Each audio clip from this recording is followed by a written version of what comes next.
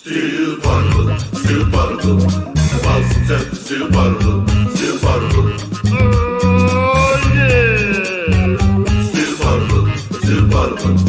Boston Celtics, still Poddable, still Poddable. And a 19. Beat Rob, Jim, Packard, J. King. Still Poddable, still Poddable. The Caesar on the court to get another ring. Still Poddable, still Poddable. Everybody in the chat now sing. Still Poddable, still Poddable, still Poddable, still Poddable. The Boston Celtics, still Poddable, still Poddable. Oh yeah! Shut your ass up, man. Daddy's always happening here.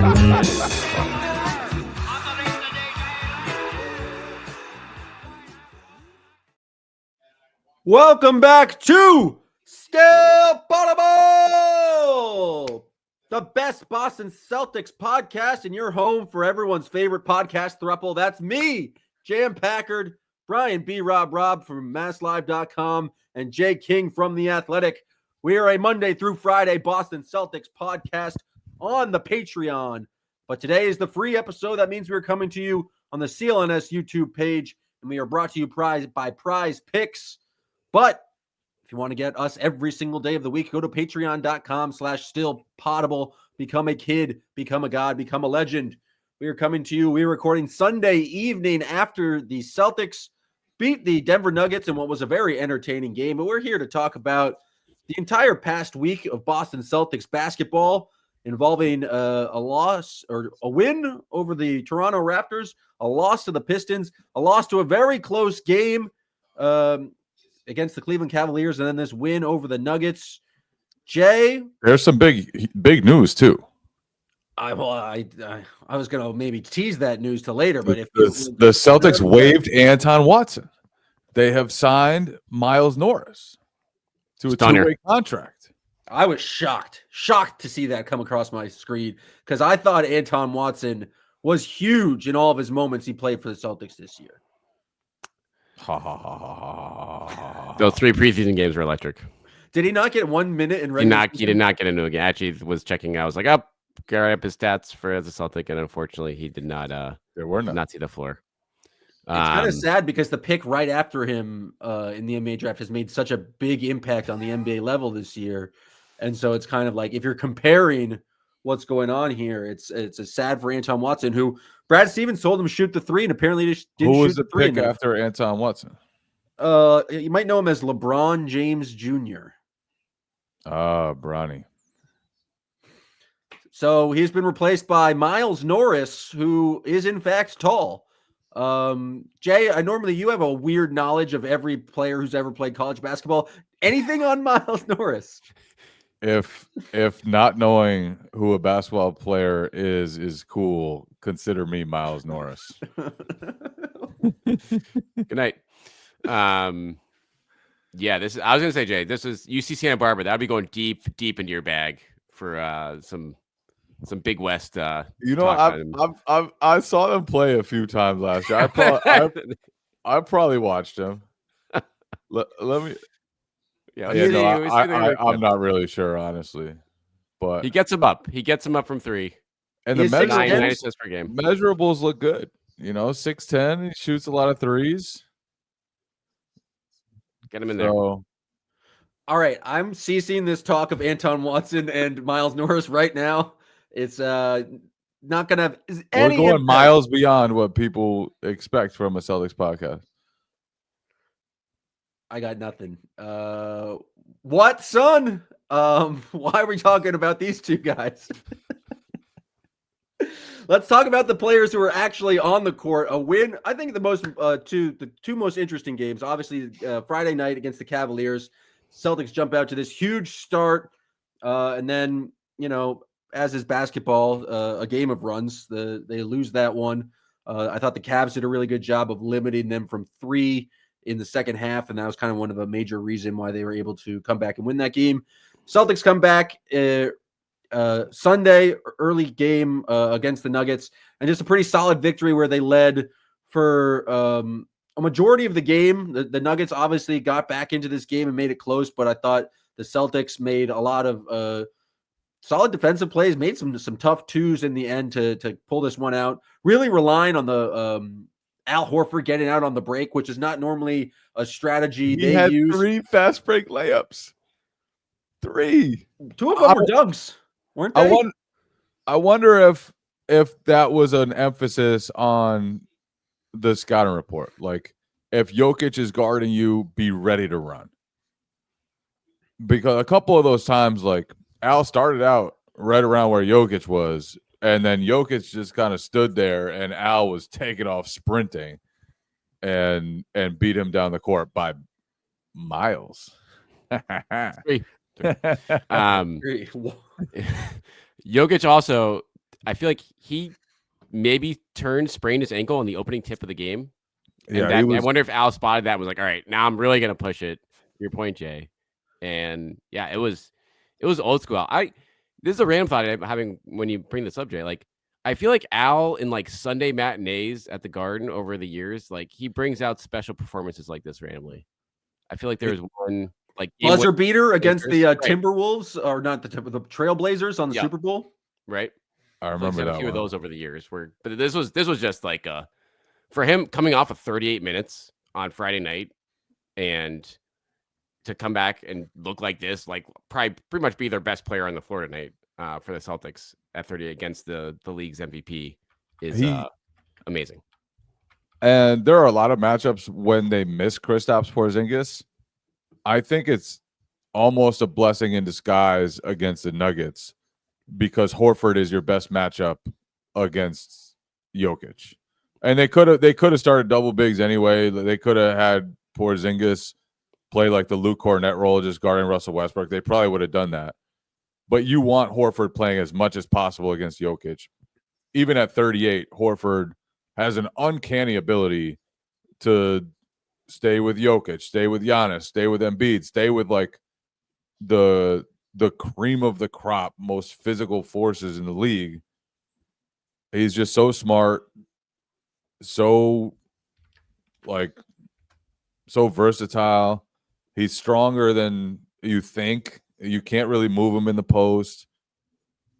Every time he plays those guys, every time the Celtics play those guys, it just seems like Al reaches another level, and it doesn't always end in 19 points and 8 rebounds like it did tonight. But he just gets up for those games, and he takes on the challenge, and the Celtics need it. And then the last few minutes of the game, they just say, you know, go switch on Jamal Murray. And Murray got him a couple of times, and then Celtics are up 5 in the final minute, and Al sticks with Jamal, forces him into like a bad area, deflects the pass, gets the steal, goes the other way, and finishes in transition. And at 38, it's stupid what Al Horford still does. And he can't still bring the top level every night, but when he does, he's just, when he's got that bounce, when he's got that juice, it's still Al Horford. And tonight, he was even like posting guys up. He never posts up guys anymore, but he was on one tonight from the start of the game. It was just very aggressive Al on both ends. It's just wild to see him score, like to have 12 attempts that are not normally. He's just kind of like what I'm trying to say is 9 attempts from 2 from Al Horford is a kind of a wild box score from him. That's just like no longer part of his game. He is strictly a 3-point shooter. And I think like I would guess that's his most of the season. Yeah, gotta be like by a mile a season high, 9 2-point attempts like that. By a miles, you said. By miles and miles. But I think it's interesting to, like, obviously I think the league is very matchup driven, and Jay, you mentioned maybe not having Kristaps was a blessing because we've seen Jokic just go right through Kristaps a number of times. Maybe not just Kristaps, but Kristaps and Jrue together. Like, you're better off playing big, I think, against Denver. And it would have been interesting to see what Joe did if they had everybody available. Would he have switched things up? Would he have stayed with the small lineup a lot? I don't know, but yeah. Well, I think it's interesting to. Oh, go ahead, B-Rob. Yeah, I mean, this is the starting lineup when the Celtics are down 3-2 in the NBA Finals against the Nuggets. Cornette getting thrown into the that's the adjustment. If that's the adjustment in this series, if the Celtics trail the Nuggets in the series. Well, I think it's interesting to contrast this game with the Cavs game, where I felt like the Celtics were very much missing Kristaps Porzingis, especially in that second half. It felt like the Cavs made a concerted effort of like, we're going to switch everything. We're going to run the Celtics off the 3-point line. The Celtics only had 12 3-point attempts in that second half. Is that the kind of the formula to beat the Celtics? Can we take anything away from it when they don't necessarily have Kristaps Porzingis, like the guy who can really beat switches there? Or is Kristaps Porzingis just that much more important in a matchup against a team like the Cavs than maybe he is against the Nuggets? It's a good, I mean, I think with the personnel there, like defensively, like Cleveland is a much better defense than Denver on the whole. And certainly in this game, like Denver, like Jay, like transition wise, like the Celtics got out and ran, and whether it's Jokic or Michael Porter Jr., like those guys, there's plenty of people to go at along with Jamal Murray. And against, I mean, on Friday night, like Tatum and Jalen pretty much took all the shots. Like, and no one else was, I mean, Derrick hit a few, but that was pretty much it if you looked at across the board. And so against that team, if you want to play all wings, like Porzingis is the guy that can punish that, and much more so against the Cavs team, where in this matchup, he can probably be the Nuggets can take more advantage of him and his defense, obviously with Jokic down low. The interesting thing to me about the past couple of games, obviously the Cavs offense had their way with Boston, especially after the 25-3 start.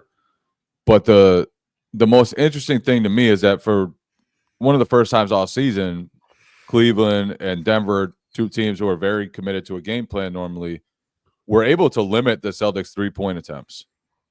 And it was interesting how they kind of combated that in both of these games.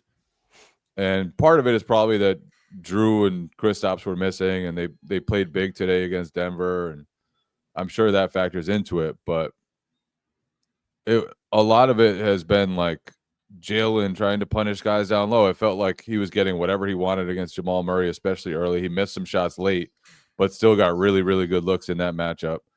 And Joe Mazzulla after the game kind of said, you know what? Like, it's not about our offense. Basically, he said, I don't care how many threes we shoot as long as we're taking good shots. And he believes sort of like they'll have the answer no matter what. They'll be able to find something efficient, even if they're not shooting 45, 50 threes like they normally do. But it's been interesting. Like, it's obviously a real focus of these teams to just sort of let Tatum, like the Cavs are just kind of like, let Tatum go, let Jalen go one-on-one, live with that as long as you can get rid of the other guys. They really limited Boston's bench. They really limited the 3-point attempts for the other guys. And I wonder if that'll spark a trend among other teams. I don't think there are a lot of teams that can do that or even like try to do that, because I think they'll just get smoked like that. And also, when you do that, you're probably going to give up a lot of points to Jason Tatum and Jaylen Brown, and you're going to have to score to keep pace with that and be okay with that. And the Cavs obviously had the offensive firepower to withstand some incredible playmaking from Tatum and Brown in that game. But it's just something like, once the league sees that, I think it could be something more teams try to do. Like, just force those guys to kind of go one-on-one for their buckets and take the entire team out of its rhythm and try to do what you can sort of on an island against those guys. I think, like, do you agree with Joe that it's not particularly like worrisome? Because Jalen got a number of buckets over Darius Garland in that game, and Jalen had 37 points, and he scored a bunch of points here. But it doesn't feel like that's necessarily the Celtics' best offense, especially when their team is so focused on winning the margins, and like one of those margins is at the 3-point line, and 3 is worth more than 2. I just feel like obviously you got to have the personnel to be able to just like play everyone straight up and basically be able to switch everything and never put 2 to the ball, because it does feel like Jason Tatum and Jaylen Brown, and I think Derrick White, when you put 2 guys on him, they're going to make the right pass. But it feels like that's the better version of the Celtics offense. And the Celtics are, I think this was evident in the Friday night game, when they're playing fast and then kind of in semi-transition and they can take advantage of cross matches, it looks like a lot better and they can get a better outcome. But kind of the slow down, what we saw in the fourth quarter of the Cavs game, like half court, just Jalen dribbling against a smaller opponent. I don't know if that's necessarily the most efficient. Like, I feel like teams would kind of, that's the shot they welcome from this Boston Celtics team is Jaylen Brown going one-on-one. Even Jason Tatum, if he's not really knocking down his mid-range shot. And so B-Rob is like, obviously the Cavs have a much more talented and deeper roster than the rest of the league. But is that the formula? Is like playing super physical and switching everything? Is that the way to slow down the Celtics? I think it's certainly a better chance than like running Jared Allen out there. And that was, I think, like the huge part of that fourth quarter is like they just flat out benched him. And then they played Mobley for 8 minutes in the fourth, and then they just went literally 5 wings and said, okay, we're staying home. Like you said, and Jalen and Jason and over a 7-game series, I very much like the Celtics odds of those guys being able to do what they can there, but it did take them out of rhythm to agree. And that was an all-time like rough game from this season from Pritchard and Cornette. They obviously didn't have help. Hauser was gassed at the end. And also the Celtics scored 124.7 points per possession, per 100 possession in that game. So it wasn't the offense. It was more so they couldn't stop Donovan Mitchell. Right. They couldn't. I know, but what was their offensive rating after 25? Yeah, the second half offensive rating, I would imagine was far below that. Like it wasn't as good, but it all counts. Right. No, it's true. Like defense was the bigger problem in that game, and that's a bigger problem defensively for the Celtics. Is like when Jerry Allen isn't on the floor and the Cavs have legit shooting everywhere, then that's obviously tougher to guard and contain Mitchell. And then the other part of that is if teams can force Jalen and Jason to create everything for themselves, then it's just a lot on your body. By the end of the game, you might be out of gas because you've had to drive the ball 20 times, 25 times, and you've had to call on a matchup and then go at Evan Mobley like they did a bunch of time, or go at Allen, or like you're spending a lot of energy to run the offense in those situations where when it's a more egalitarian style, then did you say egalitarian? Egalitarian. My bad. You said egalitarian.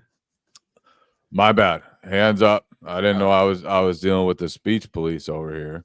I just like egalitarian better than egalitarian, but go ahead. Hey, I'm a bad pronouncer of words. That means you've encountered words by reading them, not by hearing them, and we shouldn't shame you for it. That's on me. Hand up. It's really a sign of moral weakness. My educated mind, when you really think about it. But I forgot what you're talking about. When they go with an offense that involves everybody, then you're not spending as much energy because you're not directly involved in every play, and you can kind of have more for late in the game. I wonder if that was part of the fourth quarter onslaught that Cleveland hit Boston with, is just like those guys had to make every single play, and every single play was really hard because they were, just driving the ball time after time after time, almost in like a Harden role. And it's just tough to do that. And there's a reason why teams with guys that have such high usage rates haven't had a lot of success, I think, in the playoffs, and have kind of run out of steam at times. I think it's just really, really hard to play that way. So I think the Celtics, can they win that way? Yeah, but I think it's smart to try to make them play that way, honestly. And obviously, if Kristaps is in the game, you can't do that. Like, you can't.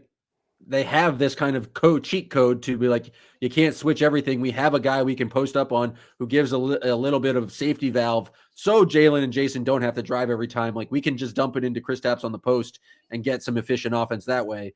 And so I don't know how much to take from a game where Kristaps was not there, and Jrue wasn't there. What the hell is mallet finger? And two, what are the Celtics going to do about it? Like, is he just not going to play till April? B-Rob, explain to me mallet finger. Yeah, so we talked to Jrue before the game. He had never dealt with mallet finger. He's like, yeah, what is it called? Mallet finger? He's like, I don't know what this is. But yeah, so he's got a little splint on his pinky.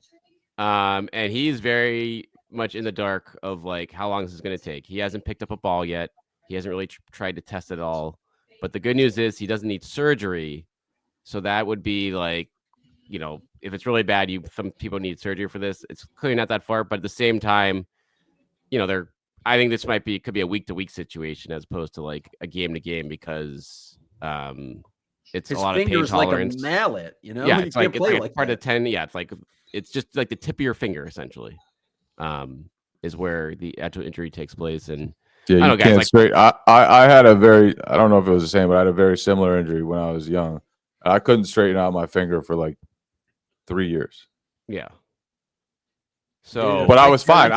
It hurt really bad at first, and I couldn't do anything. And then soon after, I was fine. So guys play through it. Like I think Luke Dort's playing through it right now. It happens a couple times a year. But like for you guys, like, do you want him to like? Would you rather just have him shut down for weeks right now just to get it right, or is it just thing of like, well, it's not going to be right this year probably anyway. So whenever he's ready, he's fine. Yeah, I don't think this is something where you have to worry about re-injuring it or worry about like it's just going to be a pain tolerance thing. Whenever he's ready to go out there and do what he needs to do, then he should be out there. I don't think this is something that they should be like super concerned about throwing him back out there. It could be a blessing in disguise, right? Because keep him fresh, keep Jrue's legs fresh, keep him on the Alter G, on the treadmill, on the whatever you use when your finger is busted. And I didn't realize it was the pinky. I feel like that shouldn't have a big impact on the game, but I'm, haven't played NBA level basketball, so I don't know how much the pinky impacts everything. Is it on shooting hand or not shooting hand? Shooting hand. Oh, that could change everything. So you can't have a mallet finger on your shooting hand. Yeah. Yeah, he was in good spirit. I mean, he's frustrated. He's a gamer. Obviously, he doesn't want to sit at all. But yeah, he's like, I don't know. He's like, I think he's gonna, probably maybe give it a week here, see how it feels, test it out, and then see where he's at. And then if he can deal with it, he'll probably play through it. But in the meantime, they'll, as long as they're healthy, otherwise in the backcourt and the wing, like they obviously can handle it without him. Now that I know this pertinent medical info about mallet finger, I might use it to make some money with the Prize Picks. Prize Picks, you can win up to 1,000 times your money. It's the best place to get real money sports action. Join over 10 million users and sign up today. Prize Picks puts their members first, so all withdrawals are fast, safe, and secure. And when my picks hit, I can get my money in as quick as 15 minutes. If Jrue Holiday's out, that means maybe Peyton Pritchard is going to be hitting some hires. Also, I feel like Jaylen Brown's kind of on a heater after the All-Star break, so maybe put some hires in on Jaylen Brown. If you want to do that, download the Prize Picks app today. Use promo code CLNS to get $50 instantly after your first play of a $5 lineup. That's right. Download the Prize Picks app. Use code CLNS to get $50 instantly after you play your first $5 lineup. Prize Picks, run your game. Now, I want to talk about Jaylen Brown because I feel like at least his shooting numbers this year are clearly much farther down than they were last season or 2 seasons ago. But I do feel like he's making a bit of a resurgence here, shooting the ball a little bit better from three. How many threes did he make against the Cavs? I think it's 4 for 6. We haven't really seen that much output. I think he was 2 for 4 again tonight. The three-pointer kind of disappeared as a major part of his game, but it just feels like he's doing a little bit more just volume scoring, which I think is necessary for the Celtics just because I don't want to say they became too reliant on Jason Tatum because Jason Tatum's been phenomenal over the last 2 weeks, but Jaylen Brown's a very important piece of the kind of the Celtics infrastructure here. And I think he was always going to bounce back, but it does feel like he's getting kind of in more of a rhythm, despite all of the kind of weirder injuries he's had over the past couple of weeks. It just feels like he's playing with a little bit more confidence, playing a little bit more downhill, and just getting the ball in the hoop, which is, part of what we're trying to do here, Jay. I don't know what you've seen from Jaylen's game, I guess, post All-Star break, but it definitely feels like he's taken a little bit of a step up from where he was earlier in the season. the 3-point piece is very interesting to me because right now he's on pace for a career low percentage from behind the arc. And if you look back to the start of the season, like first couple months, he was taking almost 8 threes per game. Last couple months, he's been at fewer than 5 per game. So he's really moving away from that shot. He's trying to get stuff closer to the rim. He's passed up some shots. The last couple of games, though, that just kind of went away. The first possession of the Cleveland game, he just lined one up right over, I believe it was Evan Mobley's head. And he's been looking for that shot more lately. But yeah, the Celtics can obviously win without Tatum and Brown shooting the ball well. They won a championship and went 16-3 during the playoffs when both those guys had really cold stretches. But it's one thing to be cold from behind the arc, and it's another to like be doubting your shot. And so I think it's a good sign that he's started to be a little bolder with those tries lately, because you don't want him, as good as it is for him to get to the hoop and draw free throws and get to his little mid-range shots like he hit over Jamal Murray, like he was getting over Darius Garland. It's also important to be able to shoot the three when the team is forcing you to do that. And Celtics, like, they don't really have any weak links, but it could become one if he doubts that shot and teams are like willing to just live with that. And so I think it's a good sign that he's kind of turning that switch back on and trying more threes and being more aggressive, looking for that shot a little bit. Yeah, I don't know if it's like how connected these are, Jay, but like he's hitting these 6 threes in his last 2 games. He's also got to the line 19 times combined in these 2 games. So again, when that shot falls, teams can't, they have to get up on him more, and then that makes those drives that much easier for him and create that contact while these teams are going one-on-one. So I thought he played really well in these 2 games over the weekend. And even in this Nuggets game, I mean, he scored 1 point in the fourth quarter. He played the whole fourth quarter, but he had 4 assists. And I thought just was like making the right play. The turnovers were there earlier in the game, but he kind of cleaned that up late. And the fact that they won this game, Packard, with 3 points combined from Tatum and Brown in the fourth quarter, is, I think, very good news, because that just does not, pretty much like the polar opposite of what Friday night was. And that's the perfect segue to the next guy I want to talk about, Derrick White. Derrick White in the fourth quarter, you know me, I'm going to mess around with a dumb nickname or two. I was just going to call him the Duke of the Fourth or something, because he's not the king. He can't approach Isaiah's level. And the level of disgust on Jay King's face makes me know I hit that tone perfectly. But Derrick White's... That was a despicable attempt. Yeah, let's hear your attempt. I have no attempts. There's people try to force nicknames on guys. Just let it happen. Yeah, I mean, I mostly said it in jest. I was not actually going to call him that. But let's talk about Derrick White's. Like, I feel more confident when the offense goes through Derrick White, and I feel like sometimes they get away from it. But B-Rob, I feel like this has been a talking point of yours ever since Derrick White's kind of emerged as maybe I'll call him the third star of this team. But his numbers and his 3-point shooting in the fourth quarter has really, it feels like, lifted the Celtics these past couple of games, past couple of weeks here. And it just seems like he got his joy back. I know that was a story, but I think today's game, it felt like there was just a huge stretch of basketball where you're right. It wasn't Tatum. It wasn't Jaylen Brown.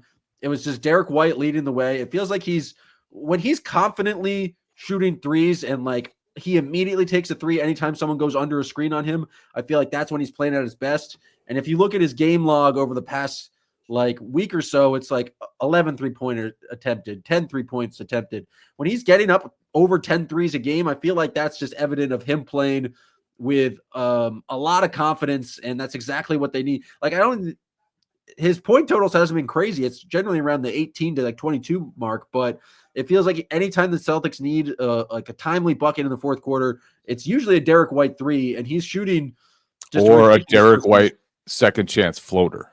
Yeah, like that was pretty today. big today. Yeah. Did they have Jokic on at one point, Jay, too, in that fourth quarter? Like, they had a couple of the Nuggets, like, tried to mess with matchups and stuff like that, too. But, like, I never seen that. They were trying some funky stuff. I think they had Russ on Luka Cornett. Jamal Murray on Luke Cornett. So it was a weird matchup game because they didn't have Aaron Gordon, so they were super small. Yeah. And the Celtics went as big as they could, and it was just sort of a fun clash.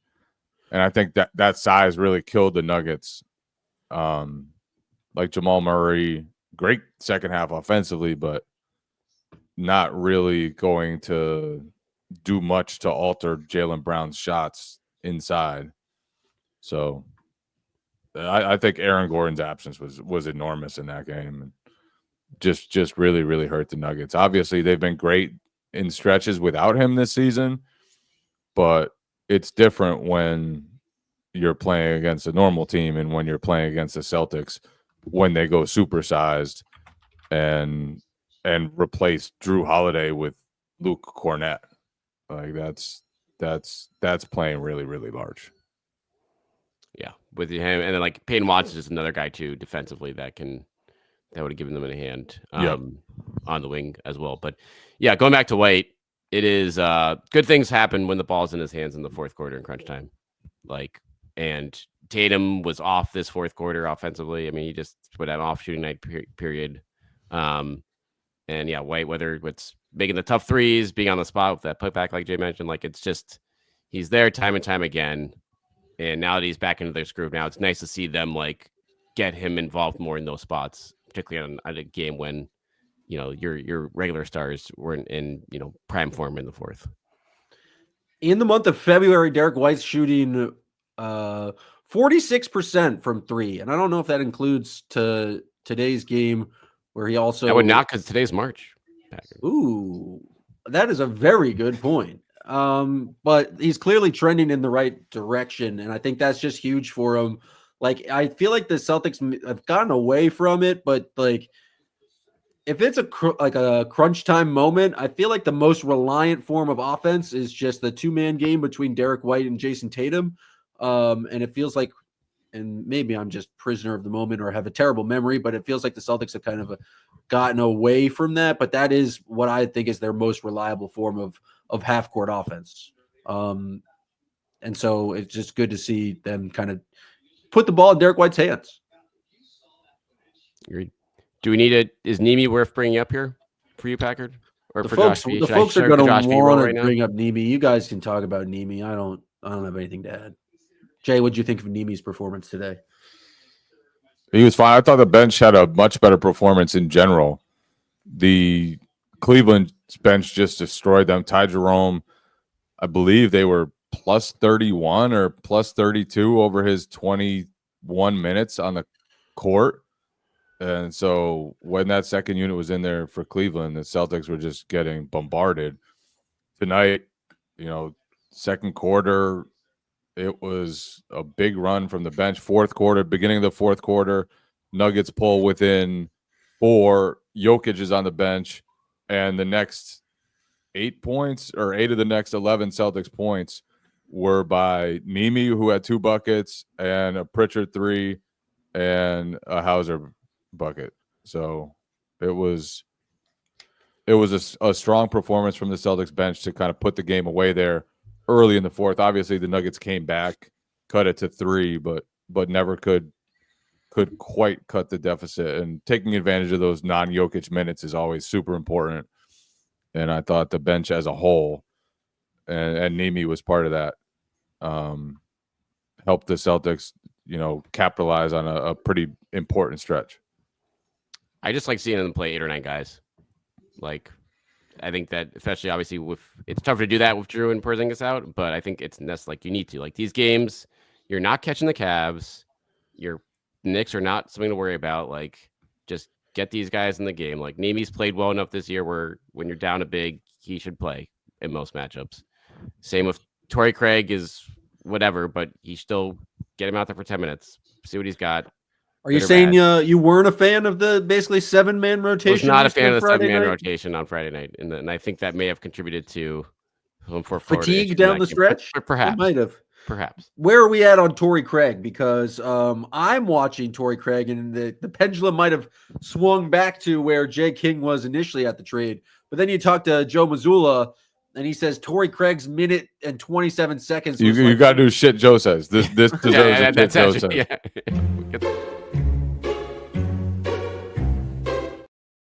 This is Shit Joe Says, brought to you by, we don't have a sponsor yet, but we should get it sponsored. What did he say about Torrey Craig's very important stretch against the Cavs? So Adam Himmelsbach asked him about basically the lack of opportunity for Torrey Craig and how do you balance like getting him opportunities, sort of putting him in there versus, trying to win game by game or whatever. And he said that was a big opportunity against the Cavs. He's like, he had to stop Ty Jerome at the end of a quarter, and he did. And it was just kind of like, and I understand what Joe is trying to say, and I think to some extent he does that on purpose, where he's not fucking with his players, but he's showing them like, I'm not going to make things comfortable for you. I'm not going to throw you out there for 8 minutes straight and let you just get a rhythm and try to focus on maximizing what you do. I'm going to try to build you up so you don't need that. And also, I'm not going to feel like give you an excuse of being like, oh, I only got a couple minutes here. I didn't get in my rhythms. Like, you need to be ready to stop Ty Jerome. Exactly. And Torrey Craig, obviously he's played on some good teams before, but he's coming from Chicago where not every minute is important. Not every minute is meaningful. And so Joe's just letting him know, I think, you got to be ready when you come in. You got to be ready no matter how many minutes you play. Those minutes are going to be really important whenever you play them. And so I think he used those minutes as kind of a lesson because he played Drew Peterson for like a minute. He played Torrey Craig for a minute and 57 seconds or whatever it was in that game. That's what Joe said it was. I didn't check that to verify. And but is that a sign that he failed those 2 minutes then? Because he didn't get back in the second half. Good follow-up question, Packard. No, it's not always about what you do. Sometimes it's about what another guy can do. I guess the other guy was Jason Tatum in that point. They're only basically played a 7-man rotation. I don't know. Is Torrey Craig really going to make an impact on this rotation? No. So the what B Rob said is important though. Part of the reason to go out and get somebody like Torrey Craig is to just soak up some minutes down the stretch. Or Miles Norris. Yeah, Miles Norris. I'm gonna say consider me Miles Norris so way too many times over the next however many games. It's gonna be bad. I apologize right now. It's all right. I'm really sorry. Sometimes people say dumb things, like our second entry into Shit Joe Says when he asked about game planning for Nikola Jokic. B-Rob, what did he say when asked about that? Yeah, this was just the end of his press conference today. I think it was Gary Washburn asked him about, how they deal with Jokic in the game. And Joe comes right back saying, we didn't talk anything about Jokic in the game plan. And you're like, huh? But then he went on. It's not about him. It's about controlling all the other stuff that you can control. And he went on to talk about how they're one of the best cutting teams in the league, taking away their transition leakouts, keep him off the free throw line. So Jokic is going to get his. You know what he's going to do. But if you can shut off the water everywhere else, you're going to get a win. And I don't know. I kind of buy it. And it worked pretty well in this game. I mean, Jokic got his or near triple-double, but he didn't really control the game from a passing standpoint or a rebounding standpoint, it felt like. I understand what Joe is saying. But the way he said it's still to say they don't talk about Jokic is just hilarious to me. The MVP of the league. I mean, he's just going to do what he does. He's just going to do what he does. And to stop him, to limit him, you have to take care of everything else, because part of how he kills you is by finding guys on cuts, by finding guys who have relocated for three. When you've turned the ball over and he's throwing out outlet passes in transition, that's when he kills you. And so if you limit all of that stuff, then what you do against him is sort of secondary, because it doesn't matter, honestly, what you do with him. And he can finish against anybody. I guess it does. I mean, it does matter. But all that other stuff is really important to limiting his impact, because he can take advantage of every time you fall asleep. He can take advantage of every weakness that you have defensively. He can take advantage of every error. And I understand what Joe is saying. Obviously, I would guess they had a few things about Jokic on the scouting report. Like, might have snuck in there. Might have snuck in there. He likes to do piss this. On my leg and tell me it's raining, Joe Mazzulla. He's a decent passer. Might look to find his teammates, get them involved. We're not talking about Jokic. We're just have to really focus on all the other people cutting. Like, oh, why are they the best cutting team in the league? Like, obviously, he's the hub of every single thing they do on offense. It's just an absurd statement to say we didn't talk about him whatsoever. We just talked about the impact he could have on the rest of the game. But I guess we're fine with him posting up Luke Cornett and Al Horford. Don't double team him, whatever. You guys figure it out. We're not talking about it. You guys figure it out. That said, I thought it was a really good game plan game. Yeah. Like the way that they used Cornett off of Russell Westbrook. Westbrook was 2 for 8 shooting at halftime, hit a shot or two in the second half, but for the most part, you live with the shots Russ was taking.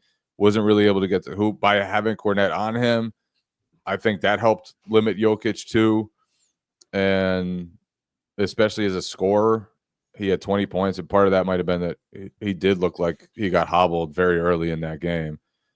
But also, like, it was just they forced Christian Brown to shoot a bunch of threes. They forced the Nuggets as a team to shoot more threes than they normally take, and it wasn't the guys that you worry about. It wasn't Michael Porter Jr. It wasn't Jamal Murray getting loose for the most part, although Murray hurt them a lot in the second half. Most of it was from inside the arc. So they kind of did a really good job of taking away what makes the Nuggets great and forcing them into stuff that they didn't really want to do. Here's my question looking ahead this week now for the Lakers game. Who do you not talk about? You don't talk about Luka.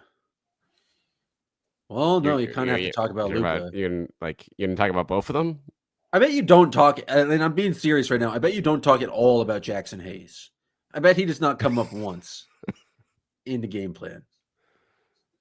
Yes, he does. Yes, he does. That's Exhibit A. Because the lob. Because the lobs, you can't have Luka just throwing lobs. You can't have LeBron just throwing lobs. You gotta take away X. You don't need to say Jackson Hayes' name. Okay, you don't have to say his name, but you do have to note that very athletic dude in the middle who doesn't really know how to play basketball that well. He can catch lobs from two of the best 6'8" passers the world has ever seen.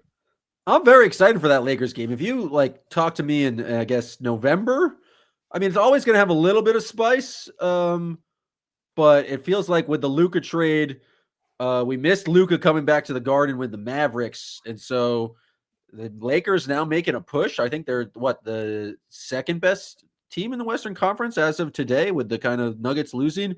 That's going to be a marquee matchup. I think it's going to be very, very exciting. It's hopefully the Celtics don't overlook the Trailblazers. The 76ers don't matter. They're a joke of a franchise, but hopefully they don't overlook the Trailblazers and look ahead to this Lakers game. But let's overlook the Trailblazers and 76ers and look ahead to this Lakers game. What about the Lonnie Walker revenge game? Come on. He might get some minutes. I mean, he's now with the team. But I don't know. There's two potential games for, especially the second night of a back-to-back. They could I could see them losing to the 76ers. But that Lakers game is going to be fun. I'm curious, Jay, what do you think about the new look Lakers? Do they have any chance to make it, let's say, to a Western Conference Finals? Yeah. Do they have a chance to make it to the NBA Finals? Yeah. Do they have a chance to win the NBA Finals? Yeah. All right. I'm very high on the Lakers' chances just because they have not one but two guys who can, in a playoff setting, control the pace, control the flow of the game, attack matchups, get what they want, maximize possession after possession. And their defense has been flying around lately. Obviously, it could hurt them that Their centers range from bad at basketball to just not playing centers at all. But when you have Luka and LeBron playing at the level that he's played at over the last month, 2 months, that's just going to be a bear for teams like OKC. OKC is easily the best team in the West, maybe the best team in the NBA. How do they deal with the sheer size and playmaking ability of Luka and LeBron? As good as their defenders are, as incredible as their point of attack guys are, it's going to put so much strain on every defense to have to guard 6'8", 260 guys who can do everything and find anybody and just, engineer good offense time after time. It's going to put so much pressure on your team. So I'm very high on the Lakers' chances. I think anyone who discarded them after the Mark Williams trade fell apart, or anyone who discarded them because the supporting cast isn't right, like, it's possible that limits them and that they won't get out of the first round, second round, whatever. The West is really, really tough. But when you have those two guys, and Luka hasn't even shot the ball great yet, he's still figuring it out, but they're still just piling up a lot of wins lately, and I'm a believer in that team. I think they've got a chance to put together a really deep run, and I think it's going to take a lot to knock off a team that just has that level of IQ and two guys with that. It's unprecedented, basically.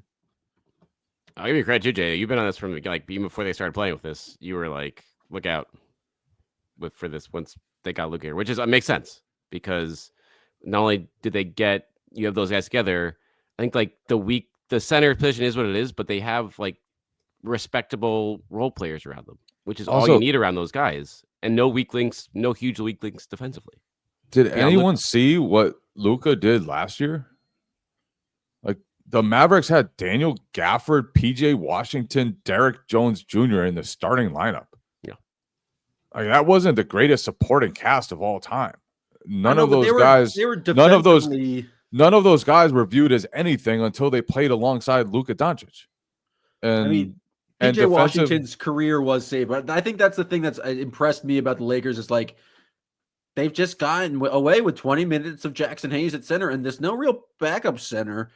And I think maybe there's a chance like that gets exposed. I feel like the Mavericks defense last year was, especially the second half of the season, was the major reason why they were able to go on this playoff run. 100%. And that's because they had a guy like Lively and Gafford and like solid backline defenders.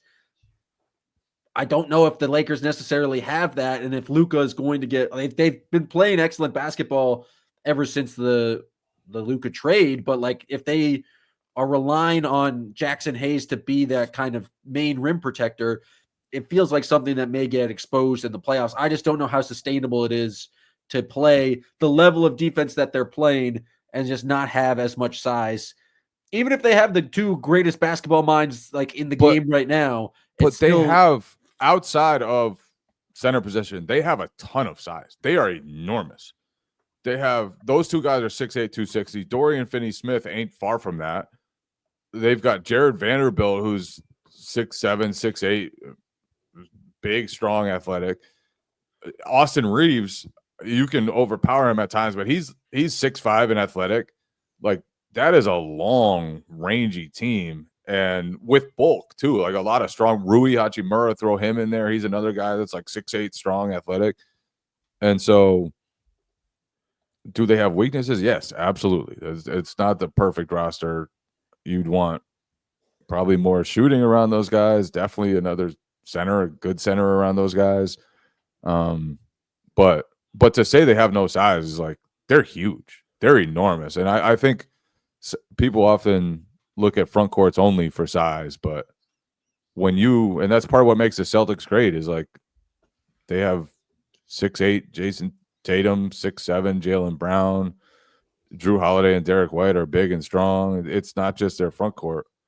And the Lakers, like outside of their center position, they're huge. They're enormous. Give me Lakers Warriors in the second round. of the West. That's the series I want to see. But Warriors are back. That's what I'm saying. Like I don't like they just Lakers lost to the 76ers, but they're back. Right, but like who's Lakers or Warriors? Who's going further in the playoffs? I think the Lakers are better,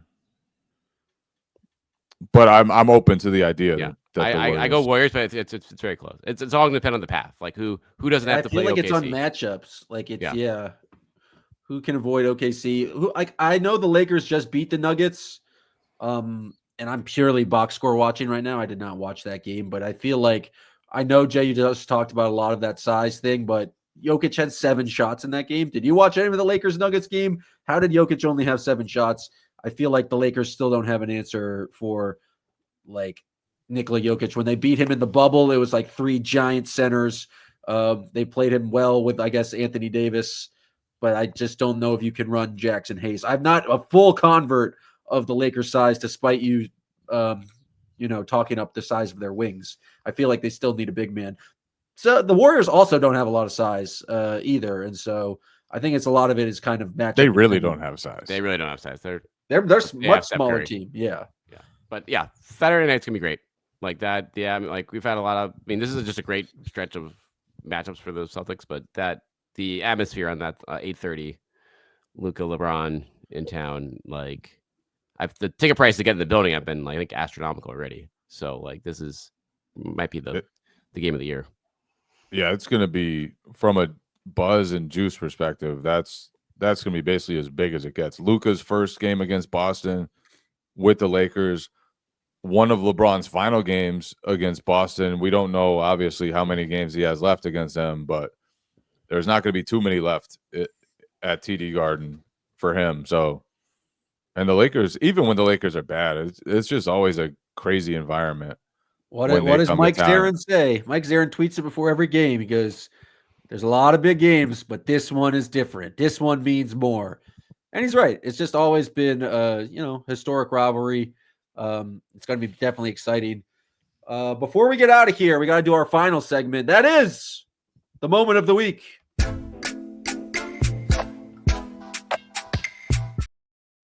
All right, we have 4 basketball games to choose from. I don't have a clear-cut moment of the week. I got it. Let's hear your nomination, Jay King. When Tatum said to get him out of here.